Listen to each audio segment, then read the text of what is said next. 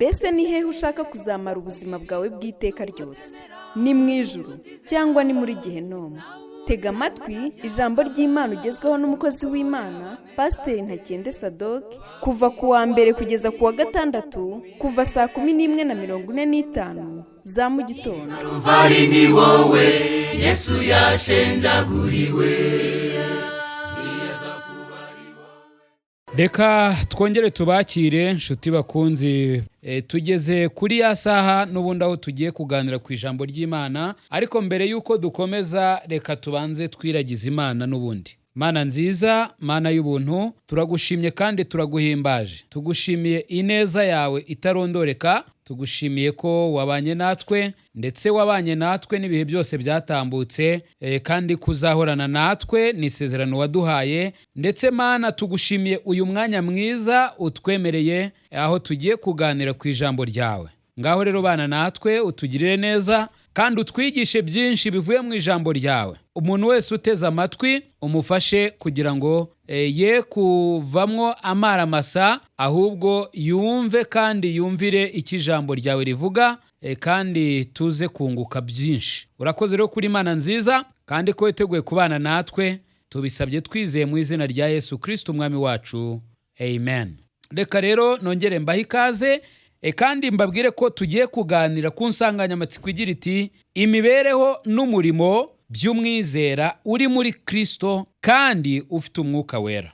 Icyo kintu nicyo ngira ngo tuganireho. Nkaba ngira ngo mbasabe niba mufite uburyo mufungure Bibiliya zanyu mu Befeso igice cya 4, turi busome imirongo myinshi yo muri iki gitabo. Abefeso igice cyaho cya 4, turi busome imirongo myinshi yo muri iki gitabo uko turi buze gushobozwa cyangwa se kwemererwa n'igihe. Reka turebe duhereye ku murongo wa mbere, ariko mbere yuko dusoma ndagira ngo mbanze nkubwire ko abantu benshi iyo bumvise ko umuntu akizwa kubw'ubuntu, bakeka yuko ubwo afite n'uburenganzira bwo kwikorera ibyo yishakiye. Nyamara ntabwo ari uko biri. Bibiliya ibuza abizera kugenda uko biboneye. Ni nayo mpamvu ahangaha tubona ko abizera bakwiye kugenda nk'abizera koko. Ari nayo mpamvu ngira ngo turebe imibereho cyangwa se imigendere n'umurimo by'umwizera uri muri Kristo kandi ufite umwuka wera. Bibiliya iratubwira ngo iki hano ku murongo wa mbere kugeza ku wa 3, iratubwira ku kugenda bihwanye n'uko turi. Nicyo nari maze kuvuga, niba koko turi abakristo dukwiye kugenda bihwanye n'uko turi. Turi abakristo, bityo dukwiye kugenda nk'abakristo. Bibiliya irambwira ngo nuko ndabinginga jewe imbohe y'Umwami Yesu ngo mugende uko bikwiriye ibyo mwahamagariwe. Twahamagariwe kuba bera, twahamagariwe gusa n'Imana, twahamagariwe gutandukana n'iby'isi. Bibiliya iratubwira ngo tugende uko bikwiriye ibyo twahamagariwe, kwicisha bugufi rwose, mufite ubugwaneza bwose no kwihangana, mwihanganirana mu rukundo. Mugire umwete wo gukomeresha ubumwe bw'Umwuka, umurunga w'amahoro. Iki nicyo Bibiliya idusaba. Bibiliya irakudusaba yuko dukwiye kugenda uko bikwiriye ibyo twahamagariwe, kandi noneho hagati mu bandi ndetse no ku Mana tukicisha bugufi, ndetse hagati yacu na bagenzi bacu dukwiye kugira ubugwaneza, dukwiye kwihangana, dukwiye kwihanganirana mu rukundo, tukagira umwete wo gukomereshanya umurunga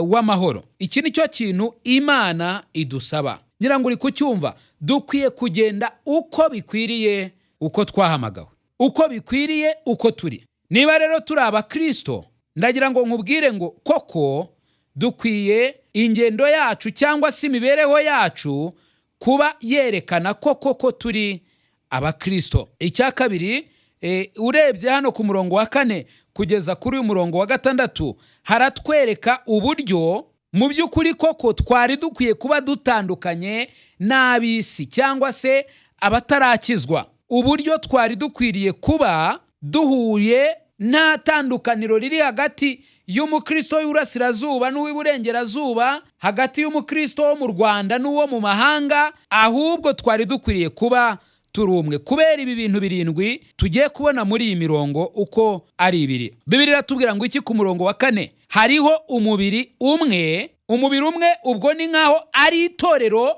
rimwe. Ngira ngo inshuro nyinshi mwagiye mubyumva cyangwa se nawe warabisomye yuko umubiri cyangwa se itorero rya Kristo rigereranywa n'umubiri.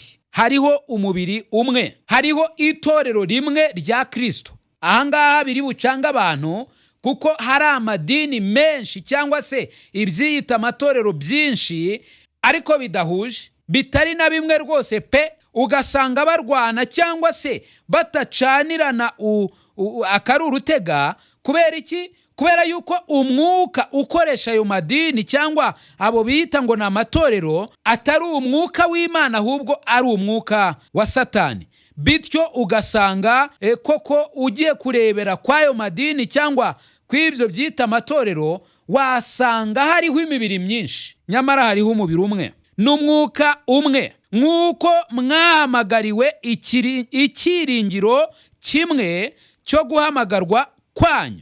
Ntabwo twahamagariwe amatorero menshi, ahubwo niba twarahamagawe na Kristo koko, twahamagariwe kuba umubiri umwe. Twahamagariwe cyangwa se hariho umwuka umwe, kandi twahamagariwe ikiringiro kimwe. Mbese intumbero yacu ni imwe, ibyiringiro byacu ni bimwe. Ntago abakristo bo mu majyepfo bafite ibyiringiro bitandukanye n'ibyo abakristo bo mu majyaruguru. Ikiringiro twahamagariwe ni kimwe.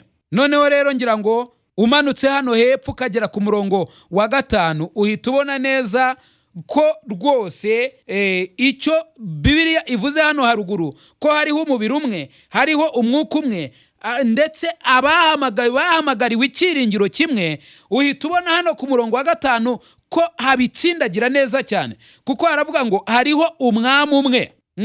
Hariho umwami umwe. Niba koko ukijijwe, hariho umwami umwe, niwe Kristo Yesu, ndetse ubutware bwe ni bumwe, n'imiyoborere ye ni imwe, n'itegeko rye ngira ngo urarizi, niringiri ni ijambo rye, niryo yahaye abari Iburengerazuba, niryo yahaye abari Iburasirazuba, niryo yahaye abari mu majyepfo no mu majyaruguru, niryo yahaye ab'isi bose. Imana yacu ishimwe cyane kuko atari Imana y'urujijo. Hari ijambo rimwe nkunda cyane riri hano muri Timoteyo wa 2 igice cya 3 umurongo waho wa 16 n'uwa 17. Iri jambo ndarikunda kuko ni ijambo rikuraho urujijo. Bibiliya iratubwira ngo ibyanditswe byera byose byahumetswe n'Imana, kandi bigira umumaro wo kwigisha umuntu no kumwemeza ibyaha bye, no kumutunganya, no kumuhanira gukiranuka.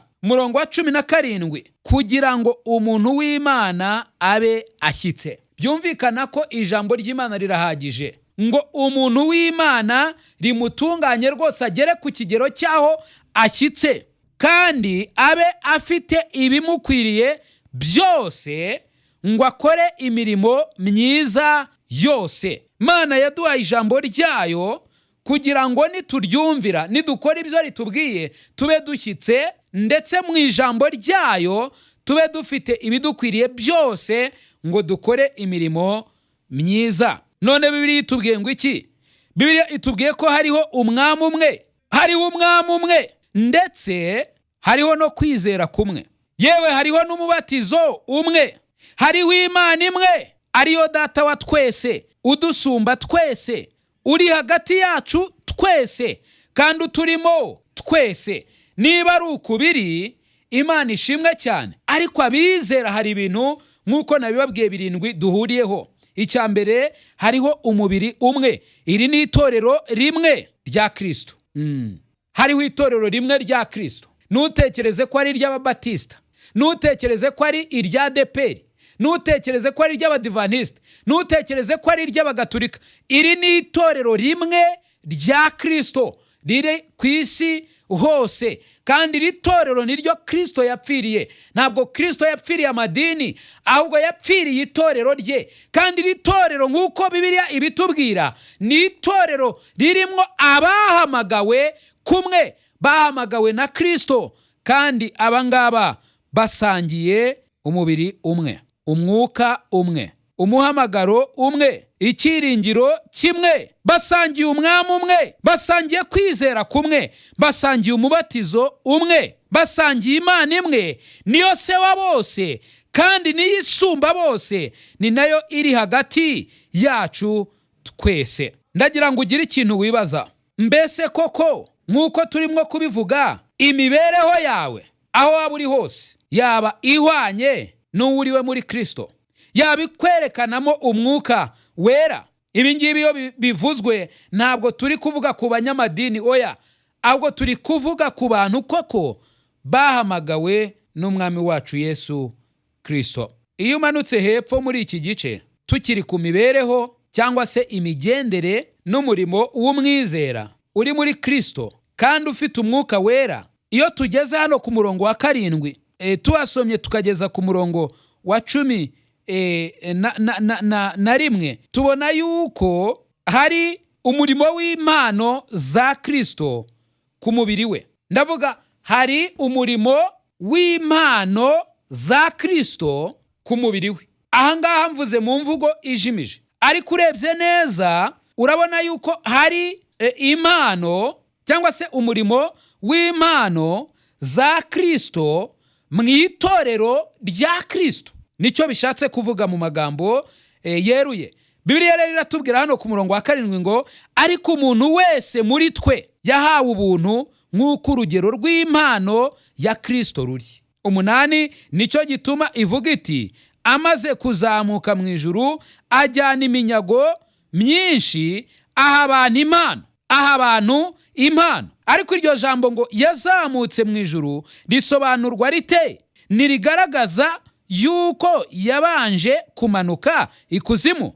Uwamanutse niwe wazamutse ajya hejuru y'amajuru yose kugira ngo asohoze byose. 11, nuko aha bamwe kuba intumwa ze, n'abandi kuba abahanuzi, n'abandi kuba ababwiriza butumwa bwiza, n'abandi kuba abungeri n'abigisha. Icyo nari mvuze ni iki? Nuko hari umurimo w'impano za Kristo mu itorero rye cyangwa se ku mubiri we. Ngira ngo twabibonye ko ugereranwa n'itorero gato. Ndagira ngo niwumva itorero ntiwumva izina cyangwa se inyubako runaka cyangwa se ikindi kintu, oya, ahubwo abangaba itorero bivuze abakijijwe cyangwa se abizera Yesu Kristo nk'umucunguzi w'ubugingo bwabo, kandi bakaba bari mu gace runaka, bakaba bari hamwe bumva ko bahamagariwe gukora umurimo w'Imana. Aba rero hari impano zikorera muri bo. Nubwo hari urujijo, hari abantu bamwe uyu munsi bavuga ngo nureba ko Mose yahawe impano y'ubuhanuzi, nanjye ngomba kubona impano y'ubuhanuzi. Nureba ko Paulo yari intumwa, nanjye ngomba kuba intumwa uyu munsi wa none. Mana wabihaye abangaba, nanjye bime. Oya, yahaye bamwe kuba intumwa, aha abandi kuba abahanuzi, aha abandi kuba ababwiriza butumwa, aha abandi kuba abungeri n'abigisha. Ntabwo bivuze ngo kuko yabihaye runaka n'abagomba kubiguha. Hari abantu rwose njya numva bigira nk'abana, bavuga nk'abana, bakora nk'abana, batekereza nk'abana, bavuga bati okay, ubwo yahaye runaka iriya mpano nanjye agomba kuyima, ubwo yayihaye uriya nanjye agomba kuyima. Oya, shima Imana uko yakugize. Wa mukristo we, shima umwami uko yakugize. Shima umwami kubyo yaguhaye. Niba yaraguhaye impano yo kwigisha, shima Imana ko yaguhaye iyo mpano yo kwigisha. Niba yaraguhaye impano bari uyishimira, nta mpamvu yo kuvuga ngo ubwo yahaye uri impano runaka nawe agomba kuyiguha. Kirazira. Kuba Imana itarangiza umuhanuzi nk'uko yabigize Yesaya, ntabwo ari ikintu nkwiye gutukira Imana cyangwa se gushinja Imana. Niba Imana itarangize intumwa nka Paulo, ntabwo nkwiriye kuyirenganya. Oya, niba Imana yarangize kuba umubwiriza butumwa, nkwiye gushima Imana kubw'icyo. yashimye ko mbacyo. Ariko abantu bamwe dufashe runo rugero rw'umubiri, ni nk'aho Imana yakugize umunwa, warangiza ukavuga uti oya Mana ntago kuba umunwa binshimishije, ndashaka kuba ikirenge. Uwo yagize ikirenge nawe akavuga ati Mana rero kuri uyu mubiri wa Kristo kungira intoki ndabona atari byo, ahubwo we ngira amano. Ntabwo ibyo byaba ari byo, twaba turi gutekereza nk'abana. Ahubwo ku mubiri wa Kristo Imana yatugize ingingo zigiye zitandukanye, kandi aduha impano z'ingirakamaro mu mubiri wa Kristo. Kubera iki rero buri muntu wese agiye afite impano itandukanye n'iya mugenzi we? Bibiliya irabitubwira neza hano ku murongo wa 12. Hari impamvu Imana yakugize uwuriwe. Niba ukijijwe ariko hari impamvu Imana yakugize uwuriwe. Hari impamvu Imana yaguhaye impano yaguhaye. Bibiliya iratubwira hano ku murongo wa 12 muri iki gice ngo kugira ngo abera batunganirizwe rwose gukora umurimo wo kugabura iby'Imana no gukomeza umubiri wa Kristo.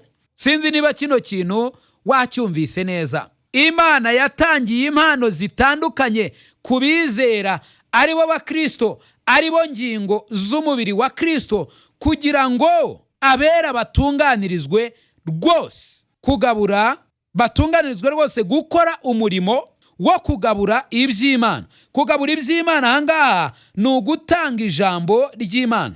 Hari ukugaburira abatari bakizwa ukabaha ijambo ry'Imana ry'ubutumwa bwiza. Hari ukugaburira abamaze gukizwa. Dukwiriye kurya ijambo ry'Imana buri munsi. Noneho kandi icya kabiri ni ugukomeza umubiri wa Kristo. Gukomeza umubiri wa Kristo ahangaha ntabwo ari ikindi gisobanuro gihambaye, ahubwo gukomeza umubiri wa Kristo nuko abizera cyangwa se ingingo z'umubiri wa Kristo ari bo bakijijwe dukomezanya ariko mu mwami wacu. Murongo wa 13 uravuga ngo kugeza ubwo twese tuzasohora kugira ubumwe bwo kwizera. Mana yacu ishimwe cyane. Impano twaziherewe kugira ngo habeho kugabura iby'Imana yewe no gukomeza umubiri wa Kristo. Kuzageza ryari? Kugeza ubwo twese tuzasohora kugira ubumwe bwo kwizera. Mana yacu ishimwe cyane. Kwizera kwacu kukaba kumwe, kandi no kumenya umwami, umwana w'Imana, tukamenya Yesu ku kigero kimwe, kandi kugeza ubwo tuzasohora kuba abantu bashyitse bageze ku rugero rushyitse rw'igihagararo cya Kristo, mbese tugasa na Kristo ku buryo abatureba babona dusa na Kristo. Tuzasohora ku rugero rushyitse rw'igihagararo cya Kristo. 14 kugira ngo tudakomeza kuba abana duteraganwa n'umuraba, tujyanwa hirya no hino n'imiyaga yose y'imyigishirize n'uburiganya bw'abantu n'ubwenge bubi n'uburyo bwinshi bwo kutuyobya, ahubwo tuvuge ukuri turi mu rukundo, dukurire muri we muri byose. Uwo ni we mutwe, ari wo Kristo. Kuri uwo ni wo umubiri wose uteranwa neza ugafatanwa nuko ingingo zose zigirirana, nuko igice cyose kigakora umurimo wacyo cyagenewe. Muri Kristo uwo niho umubiri ukura gukura kwawo kugira ngo ukurizwe mu rukundo. Ngira ngo urumva amagambo akomeye cyane.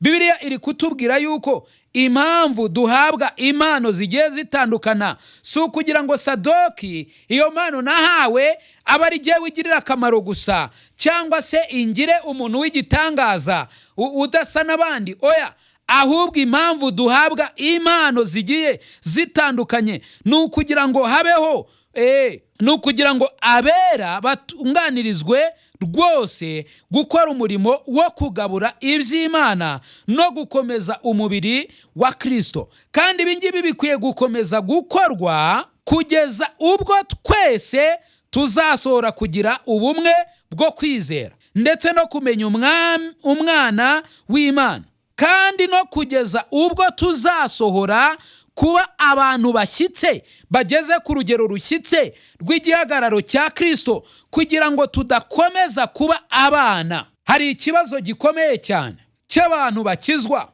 barangiza ntibashake kwiga, ntibashake kugaburirwa ijambo ry'Imana, ntibashake kugira ngo bakure mu kwizera, ahubwo bagakomeza bakabaho ngaho. Hanyuma niyo mpamvu usanga bamwe bateraganwa n'imiraba, bajyanwa hirya no hino n'inyigisho zipfuye, ubwenge bubi buyobya.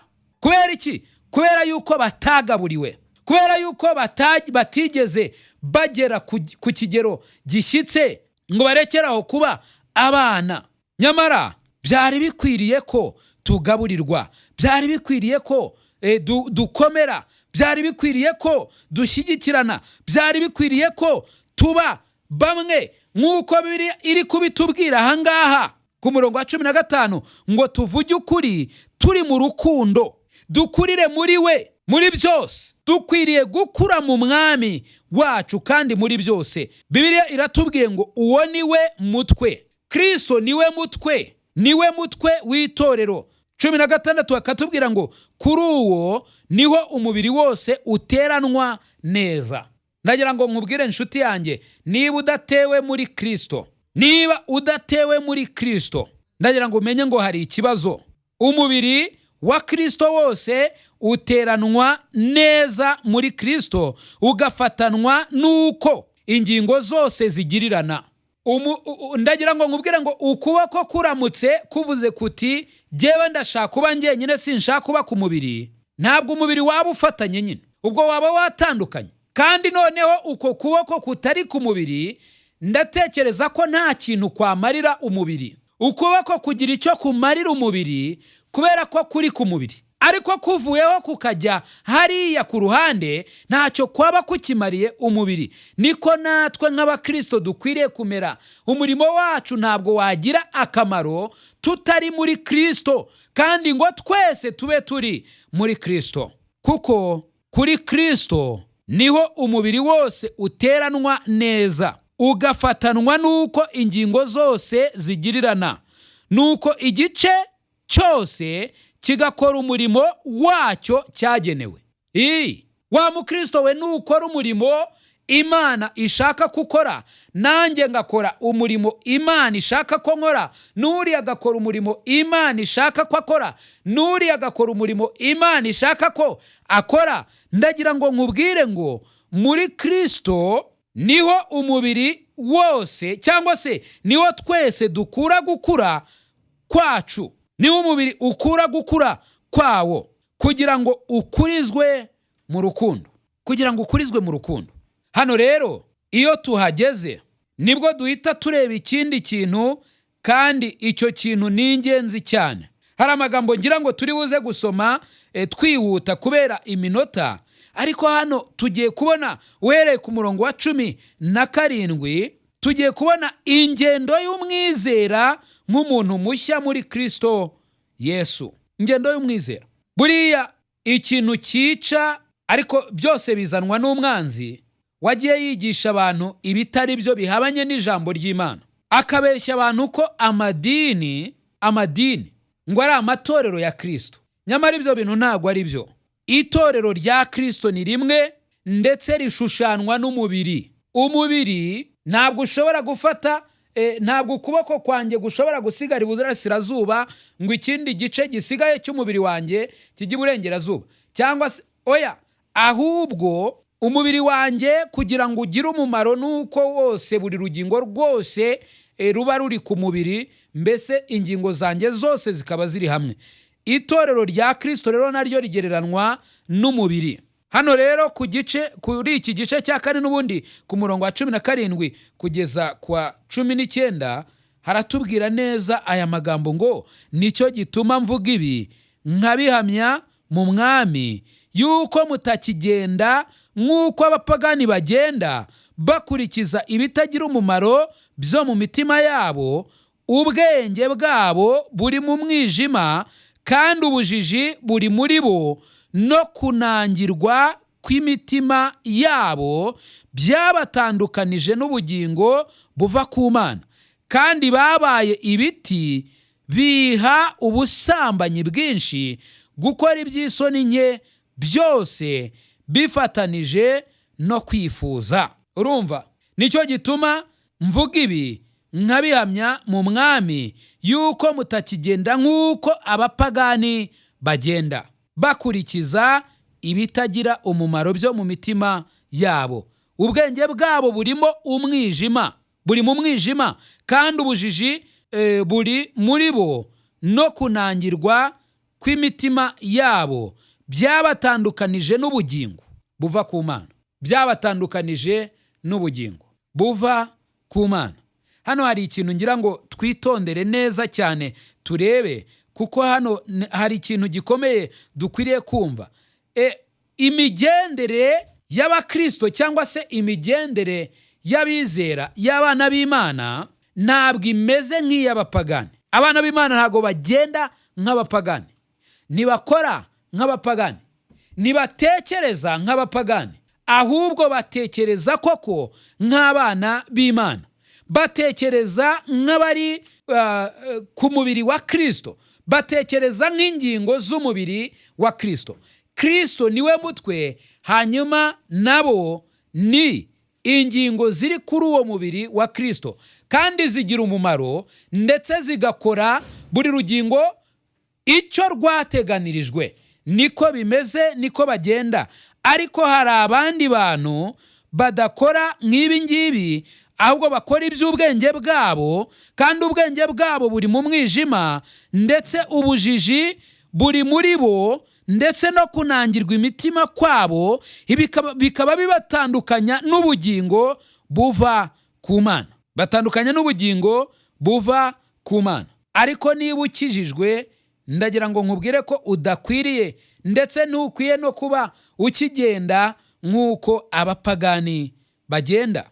Hano icyo Bibiliya iri kuvuga ku bijyanye no kugenda, iri kuvuga ku mibereho, iri kuvuga ku mibereho. Imibereho y'abakristo ntabwo ariyo mibereho y'abapagani. Bakurikiza kwifuza kwabo, bakora ibijyanye n'isoni nke bihuza n'irari ryabo. Ubwenge bwabo buri mu mwijima, ubujiji buri muri bo, ndetse no kunangirwa imitima kwabo.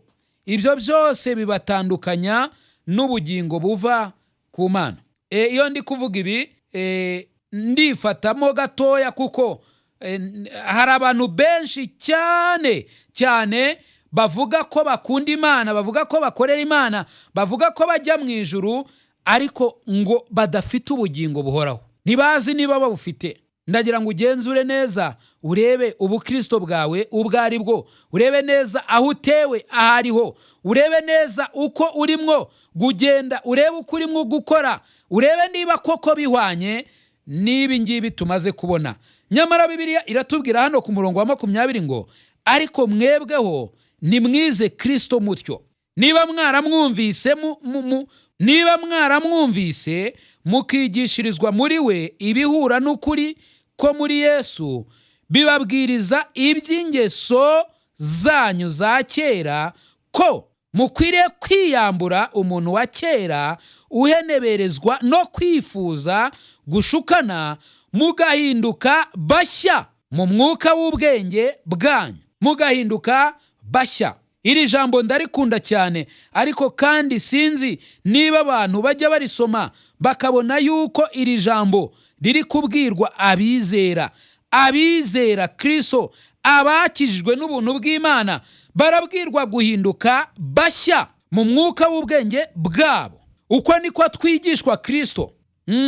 Ntabwo twigishijwe Kristo ngo tube twemerewe kugenda nk'uko twagendaga kera, ngo tube twemerewe kwikorera ibyo twakoraga kera, ngo tube twemerewe kwikurikirira ibyo kwifuza kwacu gushaka, tube twemerewe gukora iby'isoni nke, tube twemerewe ubusambanyi. Ugusambana bishobora kuvuga cyangwa se gusobanuruka mu buryo bubiri.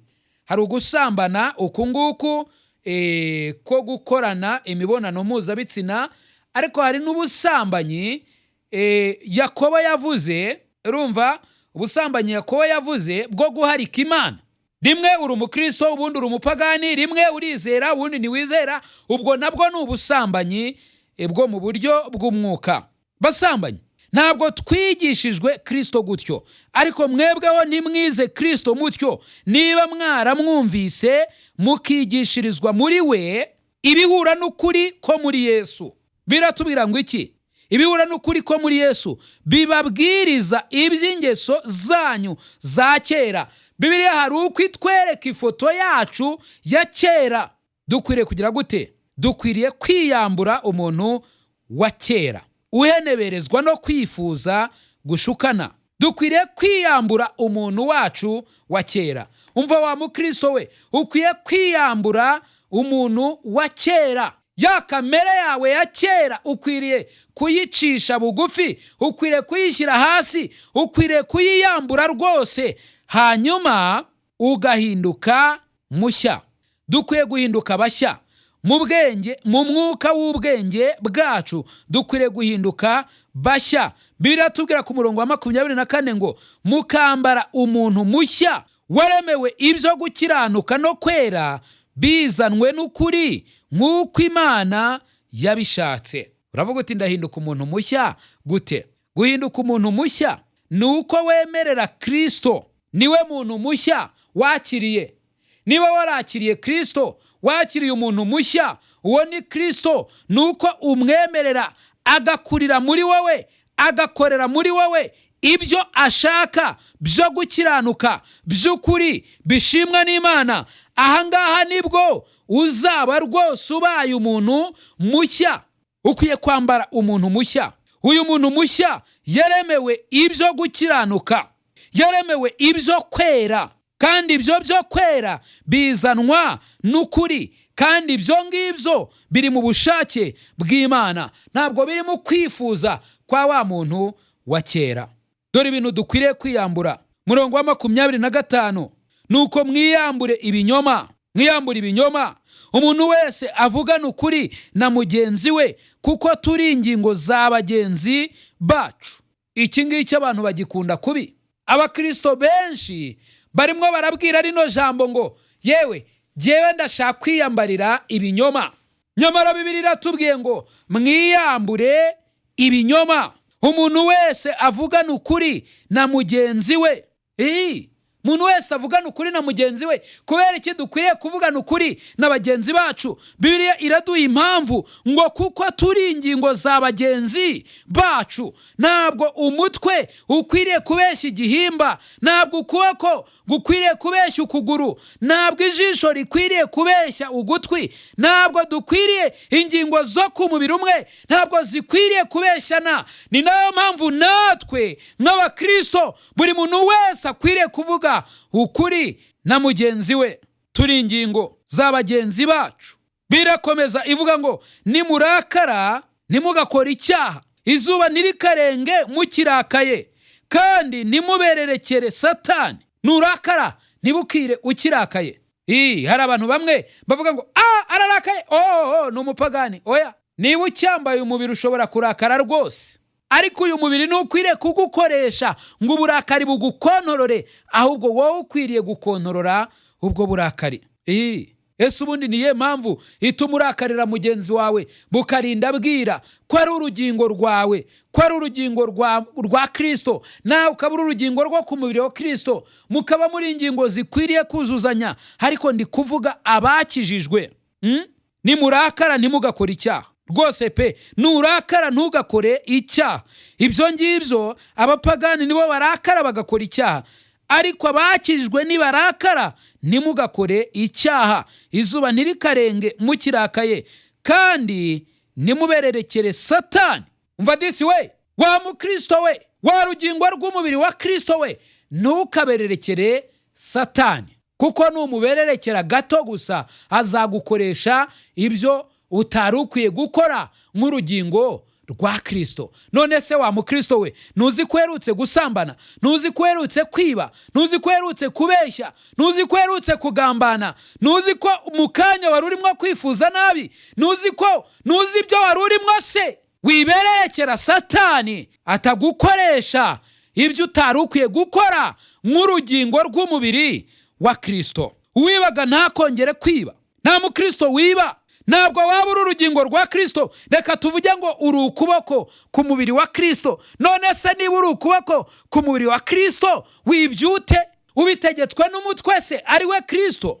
Ntabwo bishoboka. Uwibaga ntakongere kwiba, ahubwo akora imirimo, akoreshe amaboko ibyiza kugira ngo abone ibyo gufasha umukene. Ijambo ryose riteye isoni nirigaturuke mu kanwa kanyu, ahubwo uko mubonye uburyo mujye muvuga iryiza ryose ryo gukomeza abandi, kugira ngo riheshe abaryumvise umugisha. Kandi nimuteze agahinda umwuka wera w'Imana wabashyiriweho kuba ikimenyetso kugeza ku munsi wo gucungurwa. Gusharira kose n'uburakari n'umujinya n'intonganya no gutukana hamwe n'igomwa ryose bibavemo. Mugirirane neza, mugirirane imbabazi, mubabarirane ibyaha nk'uko Imana yabababariye muri Kristo. Nguko uko abakristo bakwiriye kubaho. Nguko uko abakristo bakwiriye kugenda. Nguko uko abakristo bakwiriye gutekereza. Wa mukristo we, ukwiye kwibona nk'urugingo rwa Kristo, hanyuma wabona undi mukristo ukamubona nk'aho atari umwanzi wawe. Ntabwo ukuboko gukwiye kubwira urutoki ngo uri umwanzi wanjye, kuva uyu munsi ndakwanga, ntacyo umariye, ntacyo. Oya, ntabwo dukwiriye kugira iyo mitekerereze, ahubwo dukwiriye kwibona nk'abantu bari nk'ingingo z'umubiri umwe. Niba koko dukijijwe kandi tugakora nk'uko ijambo ry'Imana ritubwiye, icyama wowe uteze amatwi, niba warakijijwe koko ukagira iyo myumvire ijambo ry'Imana ritubwiye, kandi niba utarakizwa, niba gusa uri umunyedini, kuko hari abantu benshi bari hano hanze biyita abakristo ariko mu by'ukuri si abakristo, ni abanyedini. Ni nayo mpamvu ibyo bakora n'imigendere yabo n'imibereho yabo bihabanye cyane n'ikijambo ry'Imana rivuga.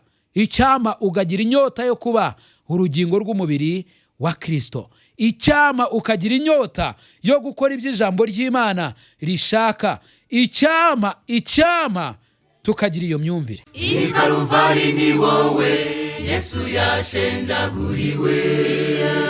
Nshuti mukundwa, mbese aho izina ryawe ryanditswe mu gitabo cy'ubugingo? Ese impanda ivuze Yesu agarutse nona, cyangwa uramutse uvuye mu mubiri? Wizeye neza 100% ko wajya mu ijuru? Ndakwinginga ngo uyu munsi utekereze ku iherezo ryawe, maze ufate umwanzuro uruta iyindi. Imana iragukunda kandi Yesu aragutegereje. Ngwino, tebuka aguha agakiza, akuruhura umutwaro w'ubwoba, aguha amahoro, umunezero n'ibyiringiro byuzuye byo mu mutima. Ukeneye ubundi bufasha, waduhamagara kuri izi nimero: 0783 00 16 46. Imana iguha umugisha. Ari wowe munyabyaha gusuhari, n'ibyari kubuza Yesu kuza hano kugupfira, niwaburira imbabazi kubire.